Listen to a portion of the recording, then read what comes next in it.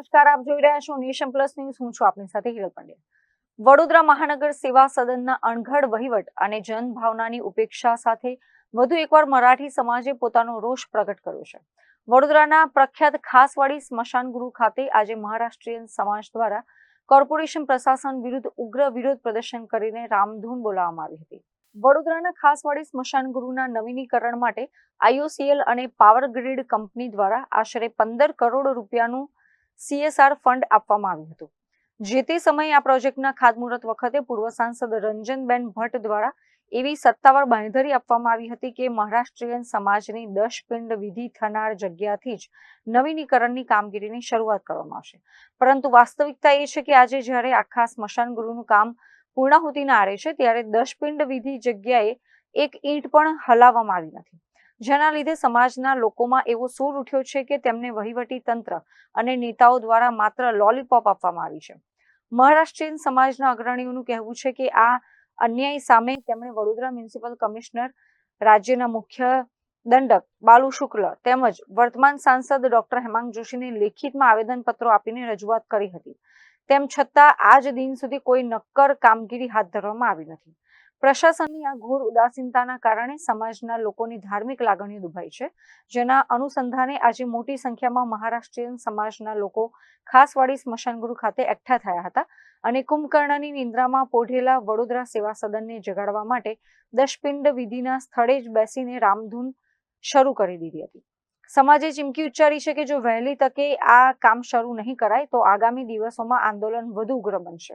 આજે વડોદરા શહેરમાં વસતા સર્વ મહારાષ્ટ્રીયન સમાજના મુખ્ય આગેવાનોએ ખાસવાળી 10 પિંડવાળી જગ્યાએ એકત્ર થયા છે. પ્રશાસન અને પદાધિકારીઓએ મહારાષ્ટ્રીયન સમાજને લોલીપોપ આપી 3 વર્ષથી ઘોર અપમાન કરેલ છે અને આ પાછળ જે ઓરડી દેખાય છે અહીં કોઈ કામ કરેલ નથી.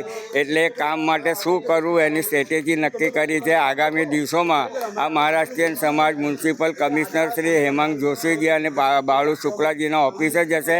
એમને અમે 33 વખત આવેદનપત્ર આપી છે. એમાં આ મુદ્દો લીધો છે.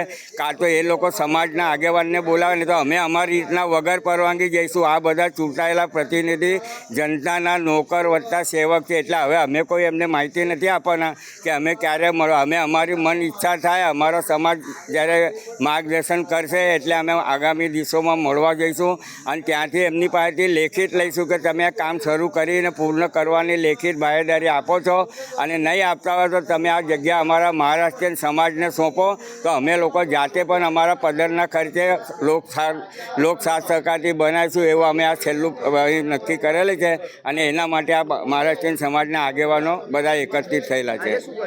આજે અમે આ સરકારને, પ્રશાસનને, પદાધિકારીને સદબુદ્ધિ આપે અને કામ વહેલા ચાલુ કરે એટલે એમના માટેની રામધૂન રાખી છે. અને અમારા સમાજનો જે સ્ટ્રેટેજી જે આગળ મેં કીધું એ પ્રોગ્રામ અમે ફાઇનલ કર્યો છે કે હવે સીધો ઘા એમના ઓફિસોમાં જ થશે. મ્યુનિસિપલ કમિશનર શ્રી, સાંસદ શ્રી અને દંડક શ્રી અને નવી ચૂંટાયેલી આવનાર પાંખ હશે એના ત્યાં પણ હવે ડાયરેક્ટ મળી અને કોઈ પેપર વર્ક નહીં, આવેદનપત્રની સામે બેસીને વાત કરવાના છે. આ પ્રોગ્રામ જે નક્કી કરેલ છે. Bureau report, nation plus news, Vadodara. સમાચારોના સતત અપડેટ મેળવવા માટે અમારી નેશન પ્લસ ન્યૂઝની YouTube ચેનલને સબસ્ક્રાઇબ કરો, બેલ આઇકન દબાવો અને જોડાયેલા રહો Facebook, Instagram અને Twitter પર.